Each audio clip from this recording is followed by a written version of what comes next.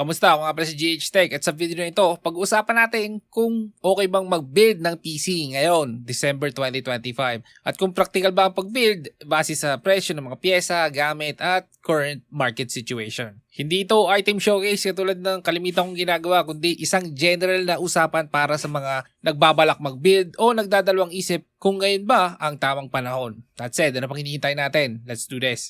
Unahin natin ang presyo ng PC parts sa 2025. Sa ngayon, mas stable ang supply ng CPUs, GPUs at iba pang components kumpara sa nakaraang taon. Pero baka tumaas ang presyo ng GPUs ngayon kasi meron ding RAM ang GPU. So ngayon, alam nyo naman na tumaas ang RAM at storage devices. Tumaas ang presyo, lalo na ang DDR5 RAM. Kung plano mong mag-build gamit ang DDR5, medyo hindi practical sa budget ngayon dahil sa mataas na presyo nito. Sa kabilang banda naman, DDR4 RAM ay mas affordable at sapat na para sa karamihan ng mga pangangailangan tulad ng gaming, office works, online classes at content creation. Kaya kung practical setup ang target mo, DDR4 pa rin ang mas rekomendado kong option sa 2025. Ako mismo, DDR4 build ang PC ko. Meron akong 5700X, 32GB of DDR4 RAM at RX 7800 XT ng AMD. Kaya ng DDR4 build na to patakbuhin ang lahat ng laro sa 1440p resolution at mabilis din ang rendering ng mga content creation ko. Pagdating naman sa presyo, medyo mataas ang ginastos ko dito pero pwede ka naman pumili ng mas murang GPU at mas murang CPU. Tapos kung DDR4 build ang pipiliin mo, mas makakatipid ka pag DDR4 build ang ginawa mo. Kung mapapansin mo, halos lahat ng build dito sa channel ko ay puro DDR4 dahil napakagandang value ang binibigay nito sa ating mga Pilipino. At kahit anong purpose ng PC mo, kahit office, kulo, gaming, sapat na ang DDR4 builds. Alam ko, paulit-ulit ako pero nabubuhay tayo sa panahon ngayon na ang mga CPU noong 5 years ago ay napakabilis pa rin. Ang problema lang ay nagkukuntsaba yung mga Microsoft at mga CPU makers na hindi i-allow ang new operating system sa mga lumang CPU kahit wala naman itong problema.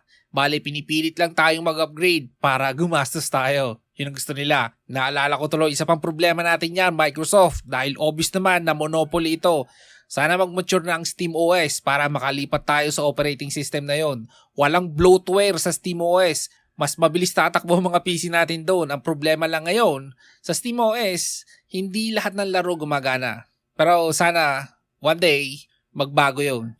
Balik tayo sa topic. Kung gusto mo talaga ng DDR5 ngayon, try mong maghintay ng konti kasi baka magmura ulit ang DDR5. Marami akong news na nababasa ngayon na maraming shop na rin na nagbebenta ng murang DDR5 ngayon kasi wala namang kinalaman yung mga 8GB na stick na DDR5 sa AI ngayon. Ayaw nila nun.